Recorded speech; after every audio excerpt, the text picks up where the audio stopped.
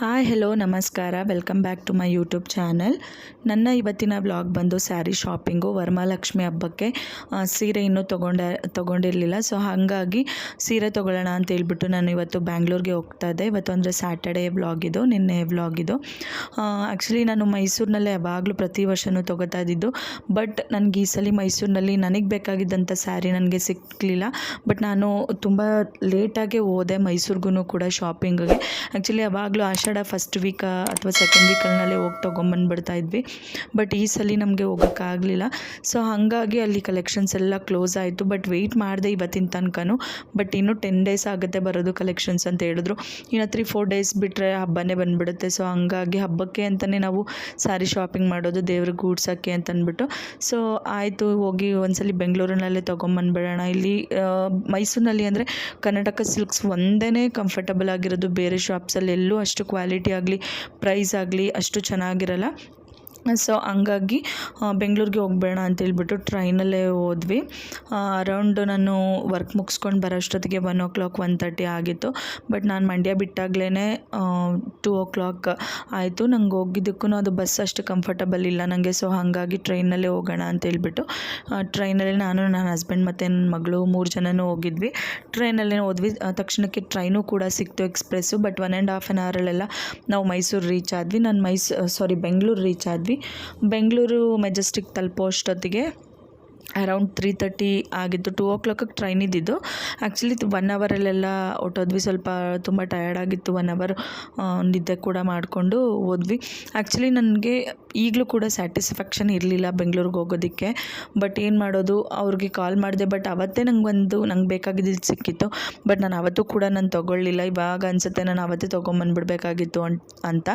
But ಆಯಿತು, ಹೋಗಲಿ ಒಂದ್ಸಲ ಬೆಂಗಳೂರಿನಲ್ಲೇ ನೋಡ್ಕೊಂಬಂದ್ಬೇಡ ಅಂತ ಹೇಳ್ಬಿಟ್ಟು. ಎಲ್ಲರೂ ನಮ್ಮ ಮನೆಯಲ್ಲಿ ನಮ್ಮ ಅಕ್ಕಂದಿರೆಲ್ಲರೂ ಬ್ಯುಸಿ ಇದ್ದರು. ಸೊ ಹಾಗಾಗಿ ನನ್ನ ಹಸ್ಬೆಂಡ್ನ ಕರ್ಕೊಂಡು ನಾನು ಹೋದೆ. ರೈಲ್ವೆ ಸ್ಟೇಷನಲ್ಲಿ ಇಳಿದು ಒಂದಷ್ಟು ದೂರ ವಾಕಬಲ್ಲು. ರೈಲ್ವೆ ಸ್ಟೇಷನ್ ಒಳಗಡೆನೇ ಮೆಟ್ರೋಗೆ ಈಸಿಯಾಗಿ ನಾವು ಹೋಗ್ಬೋದು. ಬಟ್ ನೀವೇನಾದರೂ ಚಿಕ್ಕಪೇಟೆಗೆ ಶಾಪಿಂಗ್ ಹೋಗಬೇಕು ಅಂತ ಹೇಳಿದ್ರೆ ಕೆಲವ್ರಿಗಿರುತ್ತೆ ಅಲ್ಲಿ ತುಂಬ ಚೆನ್ನಾಗಿರೋದು ಸಿಗುತ್ತೆ. ಕಲೆಕ್ಷನ್ಸ್ ಎಲ್ಲ ಸ್ಯಾರಿ ಬಂದುಬಿಟ್ಟು ಬೇರೆ ಎಲ್ಲ ಥರನೂ ನಮಗೆ ಚಿಕ್ಕಪೇಟೆನಲ್ಲಿ ಏನದು ಕಮ್ಮಿ ಪ್ರೈಸ್ಗೆ ನಮಗೆ ಚೆನ್ನಾಗಿರುವಂಥ ಡ್ರೆಸ್ಗಳಾಗಲಿ ಮತ್ತು ಮನೆಗೆ ಬೇಕಾಗಿರುವಂಥ ಸಾಮಗ್ರಿಗಳಾಗಲಿ ಪ್ರತಿಯೊಂದು ಚಿಕ್ಕಪೇಟೆನಲ್ಲಿ ಸಿಗುತ್ತೆ. ಬಟ್ ನಾವು ಸ್ವಲ್ಪ ದೂರ ಇರೋರು, ಮೈಸೂರು ಮಂಡ್ಯದಲ್ಲಿರೋರಿಗೆ ಹೋಗೋಕ್ಕೆ ಅಷ್ಟು ಕಂಫರ್ಟಬಲ್ ಇರೋಲ್ಲ ಮತ್ತು ತುಂಬ ಲೇಟ್ ಆಗಿಬಿಡುತ್ತೆ ಅನ್ನೋರಿಗೆ ಆರಾಮ್ಸಾಗಿ ನಾವು ಹೋಗ್ಬೋದು. ಜಸ್ಟ್ ಮೆಜೆಸ್ಟಿಕ್ನಲ್ಲಿ ಇಳಿದ್ರೆ ನಮಗೆ ಒಬ್ಬರಿಗೆ 15 rupees ಅಷ್ಟೇ ಏನು ಚಿಕ್ಕಪೇಟೆಗೆ ಹೋಗೋದಕ್ಕೆ. ರೈಲ್ವೆ ಸ್ಟೇಷನ್ನಿಂದ ಒಂದು ಸ್ವಲ್ಪ ವಾಕಬಲ್. ನಮಗಲ್ಲೆಲ್ಲ ಏನು ರೂಟ್ಸ್ನ ನಮಗಲ್ಲೇ ಹಾಕಿರ್ತಾರೆ. ಓದೋಕ್ಕೆ ಬರದೇ ಇರೋರು ಕೂಡ ಈಸಿಯಾಗಿ ಹೋಗ್ಬೋದು. ಮತ್ತು ಅಲ್ಲಿ ಯಾರನ್ನಾದ್ರೂ ಕೇಳಿದ್ರೆ ಅವರು ಕೂಡ ಏನಾದರೂ ರೂಟ್ನ ತೋರಿಸ್ಕೊಡ್ತಾರೆ, ಹೋಗ್ಬೋದು. ಬರೀ ಒಬ್ಬರಿಗೆ 15 rupees ಮೆಜೆಸ್ಟಿಕ್ ರೈಲ್ವೆ ಸ್ಟೇಷನಿಂದ ಚಿಕ್ಕಪೇಟೆಗೆ ಹೋಗೋದಕ್ಕೆ. ಬಟ್ ಕೆಲವೊಬ್ರಿಗೆ ಗೊತ್ತಾಗಲ್ಲ, ಇಳಿದು ಹತ್ತಬೇಕು. ಅದು ಕೂಡ ಕರೆಕ್ಟಾಗಿ ಕೇಳ್ಕೊಂಡು ಹೋದರೆ ತುಂಬಾ ಈಸಿ.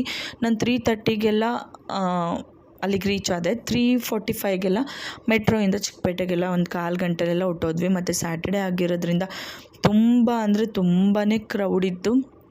ಯಪ್ಪ, ಒಳ್ಳೆ ತಿರುಪತಿಲಿ ಜನಗಳನ್ನ ನೋಡ್ದಂಗೆ ಆಗ್ತಾಯಿತ್ತು. ತುಂಬ ಅಂದರೆ ತುಂಬಾ ಕ್ರೌಡ್ ಇತ್ತು. ಅಲ್ಲಿಂದ ಫಸ್ಟು ನಾವು ಒಳಗಡೆ ಹೋಗಿದ ತಕ್ಷಣ ಒಂದು ಮೆಟ್ರೋ ಟ್ರೈನ್ನ ನಾವು ಹತ್ಕೋಬೇಕು. ಅದಾದಮೇಲೆ ಮತ್ತೆ ನಾವು 2 ಟ್ರೈನ್ನ ಚೇಂಜ್ ಮಾಡಬೇಕು. ಒಂದೊಂದು ಫ್ಯೂ ಸೆಕೆಂಡ್ಸಿಗೆ 2 ಟ್ರೈನ್ನ ಚೇಂಜ್ ಮಾಡಬೇಕಲ್ಲಿ. ಒಂದು ರೈಲ್ವೆ ಸ್ಟೇಷನಿಂದ ಒಂದು ಮೆಜೆಸ್ಟಿಕ್ಗೆ ಹೋಗುತ್ತೆ, ಅದು ಒಂದು 3-4 ಸೆಕೆಂಡ್ಸಲ್ಲಿ ಹೊಟ್ಟೋಗುತ್ತೆ. ಇವಾಗ ಬಂತು ನೋಡಿ, ಈ ಟ್ರೈನಿಂದ ನಾನು ಮತ್ತೆ ಮೆಜೆಸ್ಟಿಕ್ಗೆ, ಈಗ ನಾನು ರೈಲ್ವೆ ಸ್ಟೇಷನಲ್ಲಿ ಹತ್ತುತ್ತಾ ಇರೋದು ಮೆಟ್ರೋನ. ಈ ರೈಲ್ವೆ ಸ್ಟೇಷನಿಂದ ಮೆಜೆಸ್ಟಿಕ್ಗೆ ಹೋಗಬೇಕು. ಮೆಜೆಸ್ಟಿಕ್ಗೆ ಹೋಗಿ ಅಲ್ಲಿಂದ ಮತ್ತೆ ಒಂದು ಫ್ಲೋರ್ ಕೆಳಗಡೆ ಹೋದರೆ ಅಲ್ಲಿ ಪ್ಲ್ಯಾಟ್ಫಾರ್ಮ್ಸ್ನ ಅಲ್ಲಿರುವಂಥ ಸೆಕ್ಯೂರಿಟಿ ಗಾರ್ಡ್ಸ್ಗಳೇ ನಮಗೆ ಗೈಡ್ ಮಾಡ್ತಾರೆ. ಅಲ್ಲಿ ಆ ಪ್ಲ್ಯಾಟ್ಫಾರ್ಮ್ಗೆ ಹೋದರೆ ನಮಗೆ ಚಿಕ್ಕಪೇಟೆಗೆ ಹೋಗೋವಂಥದ್ದು ಒಂದು 3-4 ಸೆಕೆಂಡ್ಸು, 5 minutes, 3 ಮಿನಿಟ್ಸ್ ಒಳಗಡೆ ಟ್ರೈನ್ಗಳು ಮೂವ್ ಆಗ್ತಾ ಇರುತ್ತೆ. ಅಲ್ಲಿಂದ ಬರ್ಬೋದು. ಮತ್ತು ಅಲ್ಲಿ ಎಸ್ಕಲೇಟರ್ದು ಫೆಸಿಲಿಟೀಸ್ ಎಲ್ಲ ಇರುತ್ತೆ. ನಡಿಬೇಕು, ಓಡಬೇಕು, ಹಂಗೆ ಹಿಂಗೆ ಅನ್ನೋದೆಲ್ಲ ತುಂಬಾ ಚೆನ್ನಾಗಿದೆ ಫೆಸಿಲಿಟೀಸು. ಅಲ್ಲಿ ಇಳಿದ್ರೆ ಇಲ್ಲಿ ಹೋಗಿ ಇಳಿತೀವಿ, ಇಲ್ಲಿ ಇಳಿದ್ರೆ ಅಲ್ಲಿ ಬಂದು ಇಳಿತೀವಿ. ಏನೋ ಒಂದು ಸ್ವಲ್ಪ ಟಯರ್ಡು ಅನಿಸ್ಲಿಲ್ಲ. ಬಟ್ ಅಲ್ಲಿ ಮಾರ್ಕೆಟ್ ಒಳಗೆ ಹೋದ್ಮೇಲೆ ಏನಾಯಿತು ಏನು ಎತ್ತ ಅನ್ನೋದನ್ನ ನಾನು ನಿಮಗೆ ಇಲ್ಲಿ ತೋರಿಸ್ತೀನಿ. ಮತ್ತು ಇನ್ನೂ ಯಾರೆಲ್ಲ ನನ್ನ ಚಾನಲ್ನ ಸಬ್ಸ್ಕ್ರೈಬ್ ಮಾಡ್ಕೊಳ್ದೆ ನೋಡ್ತಾ ಇದ್ದೀರಾ, ಪ್ಲೀಸ್ ಈಗಲೇ ಹೋಗಿ ನನ್ನ ಚಾನಲ್ನ ಸಬ್ಸ್ಕ್ರೈಬ್ ಮಾಡ್ಕೊಳ್ಳಿ. ಹಾಗೆ ನಿಮ್ಮ ಫ್ಯಾಮಿಲಿ ಫ್ರೆಂಡ್ಸ್ಗೆ ಈ ವಿಡಿಯೋನ ಶೇರ್ ಮಾಡಿ. ಮತ್ತು ಇನ್ನೂ ಯಾರೆಲ್ಲ ನನ್ನ ಚಾನಲ್ನ ಸಬ್ಸ್ಕ್ರೈಬ್ ಮಾಡ್ಕೊಳ್ದೆ ನೋಡ್ತಾ ಇದ್ದೀರಾ, ಪ್ಲೀಸ್ ಈಗಲೇ ನನ್ನ ಚಾನಲ್ನ ಸಬ್ಸ್ಕ್ರೈಬ್ ಮಾಡ್ಕೊಳ್ಳಿ. ಮತ್ತು ನಿಮ್ಗೆ ಈ ವಿಡಿಯೋ ಇಷ್ಟ ಆದರೆ ಪ್ಲೀಸ್ ಲೈಕ್ನ ಮಾಡಿ. ಇವಾಗ ಮೆಜೆಸ್ಟಿಕ್ಕಿಗೆ ಬಂದಿದ್ದೀನಿ. ಇವಾಗ ಇಲ್ಲಿಂದ ಮತ್ತೆ ನಾನು ಇನ್ನು ಚಿಕ್ಕಪೇಟೆಗೆ ಟ್ರೈನ್ನ ಹತ್ತಬೇಕು. ಅಲ್ಲಿಗೆ ಚಿಕ್ಕಪೇಟೆಗೆ ಟ್ರೈನ್ನ ಹತ್ತುತ್ತಾ ಇದ್ದೀನಿ. ನನ್ನ ಮಗಳಿಗಂತೂ ತುಂಬ ಖುಷಿ ಅಂದರೆ ಖುಷಿ. ಎಲ್ಲ ಹೊಸ್ದಾಗಿ ನೋಡ್ತಾ ಇದ್ದಾಳೆ ಅವಳು. ಒಂದ್ಸಲಿನೂ ನಾವು ಮೆಟ್ರೋಲ್ನಲ್ಲಿ ಕರ್ಕೊಂಡು ಹೋಗಿರಲಿಲ್ಲ ಅವಳನ್ನ. ಫಸ್ಟ್ ಟೈಮ್ ನಾವು ಕರ್ಕೊಂಡು ಹೋಗ್ತಾ ಇರೋದು. ಸೊ ಹಾಗಾಗಿ ಅವಳಿಗೆ ಫುಲ್ ಖುಷಿ. ಆ್ಯಕ್ಚುಲಿ ಅವಳನ್ನೂ ಕರ್ಕೊಂಡು ಹೋದರೆ ತುಂಬ ಹಿಂಸೆ ಆಗಿಬಿಡುತ್ತೆ ಹಂಗೆ ಹಿಂಗೆ ಅಂತ ಅಂದ್ಕೊಂಡೆ.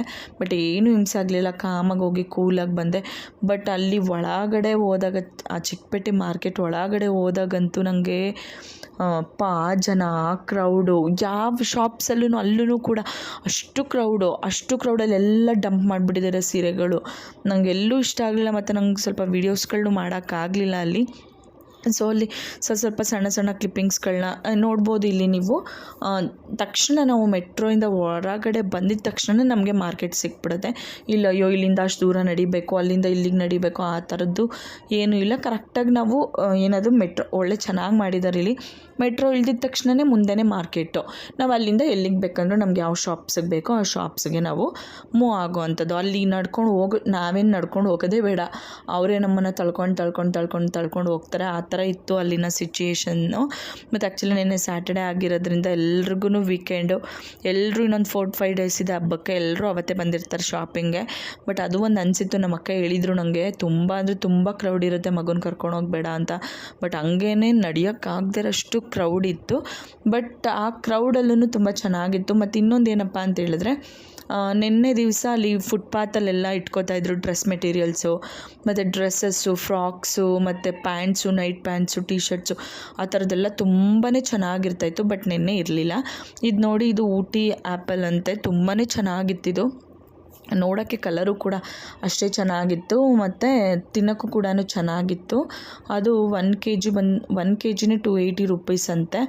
ನಾವು ಒಂದು ಸಿಂಗಲ್ ಪೀಸ್ ಥರ ಕೊಡಿ ತಿನ್ನೋಕ್ಕೆ ಅಂತ ಹೇಳ್ಬಿಟ್ಟು ಕೇಳಿದ್ವಿ.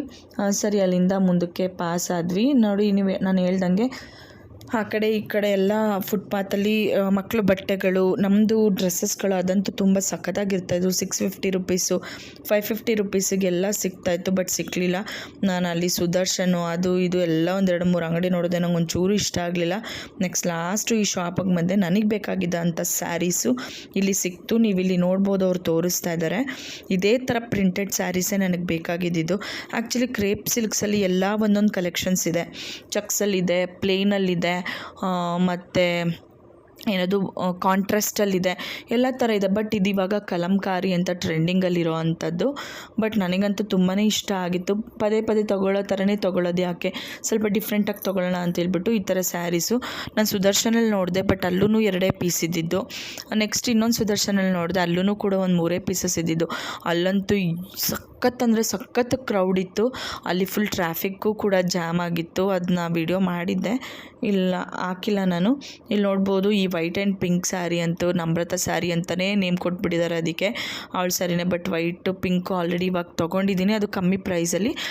ಅದು ಕ್ರೇಪ್ ಸಿಲ್ಕ್ನೇ ಇಮಿಟೇಷನ್ನು. ಅದನ್ನು ಹಬ್ಬಕ್ಕೆ ಹಾಕೋತೀನಿ, ಅದನ್ನು ತೋರಿಸ್ತೀನಿ. ನನಗೆ ಬೇಕಾಗಿದ್ದು ಪ್ರಿಂಟೆಡಲ್ಲಿ. ಬಟ್ ಫೈನಲಿ ಸಿಕ್ತು. ಬಟ್ ಅದನ್ನು 2 ಮಂತ್ಸ್ ಮಾಡಿ ಅನ್ಸ್ಯಾಟಿಸ್ಫೈಡಲ್ಲಿ ತಗೊಳ್ಳೋದೋ ಬೇಡವೋ ಅಂತ ಯೋಚನೆ ಮಾಡಿ ಕೊನೆಗೆ ಇರಲಿ, ಒಂಥರ ಡಿಫ್ರೆಂಟಾಗಿರುತ್ತೆ ಅಂತ ಹೇಳ್ಬಿಟ್ಟು ಅದು ಸ್ವಲ್ಪ ಪ್ರೈಸು ಸ್ವಲ್ಪನೂ ಜಾಸ್ತಿ ಆಯ್ತು ಅದ್ರದ್ದು. ಬಟ್ ನಾನು ಇನ್ನೂ ಸ್ವಲ್ಪ ಕಮ್ಮಿನೇ ಕೊಡಬೇಕಾಗಿತ್ತು ಅಂತ ಇವಾಗ ಅನ್ನಿಸ್ತಾ ಇದೆ ನನಗೆ. ಬಟ್ ಹೋಗಲಿ ಆಯಿತು. ಬಟ್ ಮೈಸೂರಲ್ಲಿ ಅದೇ ಪ್ರೈಸ್ ಇತ್ತು. ಸೊ ಹಂಗಾಗಿ ಕೊಟ್ಟೆ. ಆ್ಯಕ್ಚುಲಿ ಇದು 120 ಗ್ರಾಮ್ ನಾನು ತೊಗೊಂಡಿರೋದು. 120 ಗ್ರಾಮ್ಗೆ ನಾನು ಕೊಟ್ಟಿದ್ದ ಅಮೌಂಟ್ ಸ್ವಲ್ಪ ಜಾಸ್ತಿ ಅನ್ನಿಸ್ತು. ಇಲ್ಲಂತೂ ನಿಮಗೆ ಬೇಕು ಅಂತ ಹೇಳಿದ್ರೆ ನೀವು ಚಿಕ್ಕಪೇಟೆಯಲ್ಲಿ ಯಾವುದಿದು ಯೋಗಲಕ್ಷ್ಮಿ ಸಿಲ್ಕ್ಸ್ ಅಂತ, ನಿಮಗೆ ಇಲ್ಲಿ ನಂಬರ್ ಕೂಡ ನಾನು ಮೆನ್ಷನ್ ಮಾಡಿದ್ದೀನಿ. ನಿಮ್ಮ ನಂಬರ್ಗೆ ನೀವು ಕಾಲ್ ಮಾಡಿದ್ರೆ ಅವರು ನಿಮಗೆ ಎಕ್ಸಾಕ್ಟ್ ಲೊಕೇಶನ್ನ ನಿಮ್ಗೆ ಹೇಳ್ತಾರೆ.